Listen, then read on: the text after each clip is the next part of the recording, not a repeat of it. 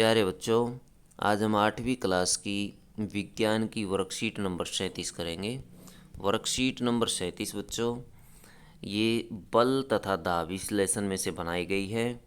बल तथा दाब के बारे में हम पढ़ चुके हैं। आज हम बल के प्रकार के बारे में पढ़ेंगे। कोई वस्तु बिना बल लगाए अपने आप गति नहीं कर सकती और ना ही अपनी दिशा बदल सकती है।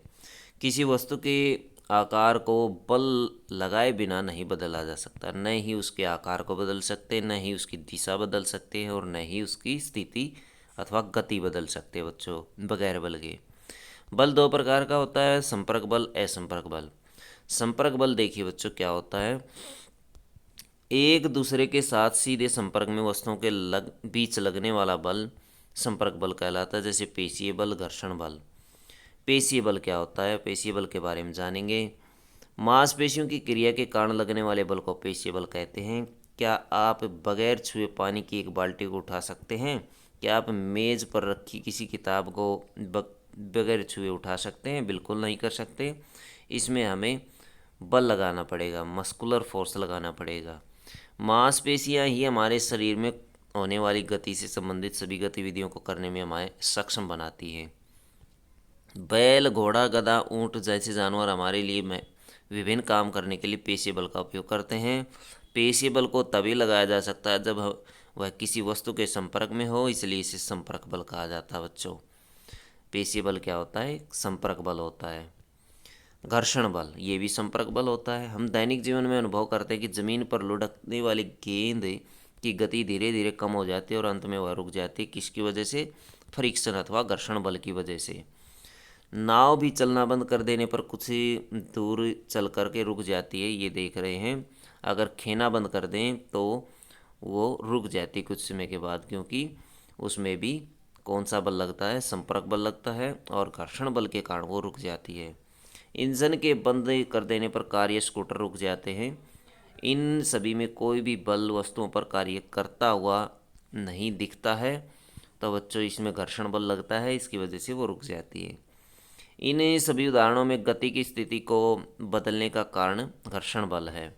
घर्षण बल हमेशा सभी गतिशील वस्तुओं पर कार्य करता है और इनकी दिशा इनकी दिशा हमेशा गति की दिशा के विपरीत होती है। यह भी संपर्क बल का एक उदाहरण है, क्योंकि यह बल सतहों के बीच संपर्क के कारण उत्पन्न होता है। जहाँ भी टच होगा बच्चों, जैसे ज़मीन से टच हो गया बॉल का, तो यहाँ पर घर्षण बल लगा है। जहाँ भी संपर्क हो जाएगा उसे संपर्क बल कहते हैं। निम्नलिखित में संपर्क और असंपर्क बल को पहचानें। तो बच्चों इस वर्कशीट में हमने संपर्क बल के बारे में स्टडी किया और उसी संबंधित क्वेश्चन दिए गए हैं। पहला क्वेश्चन देखिए, नाव का खेना बंद कर देना, रुक जाना। खेना बंद कर देने पर रुक जाना संपर्क बल है। कौन सा बल है? संपर्क। एक व्यक्ति का पानी की बाल्टी को उठाना, ये भी संपर्क बल है। और एक व्यक्ति का हथौड़े से कील को ठोकना, ये भी संपर्क बल है। तीनों ही उदाहरण किसके हैं? संपर्क बल के हैं। प्रश्न नंबर 2, जमीन पर लुढ़कती हुई गेंद क्यों धीमे धीमे हो जाती है? धीमे धीमे क्यों हो जाती है? संपर्क बल के वजह से अथवा घर्षण के कारण ये धीमे चलना शुरू कर देती है, अंत में रुक जाती है। जमीन पर लुढ़कने वाली गेंद की गति धीरे धीरे कम हो जाती है, अंत में वह रुक जाती है। तो किसकी वजह से? वो घर्षण बल की वजह से। ऐसा घर्षण बल के कारण होता है। घर्षण बल किस प्रकार का बल है? संपर्क या असंपर्क? कौन सा बल है? संपर्क बल है बच्चों। हमने इसमें रेडी किया था कि घर्षण बल जो है वो संपर्क बल है। तो बच्चों ये थी आपकी साइंस की वर्कशीट।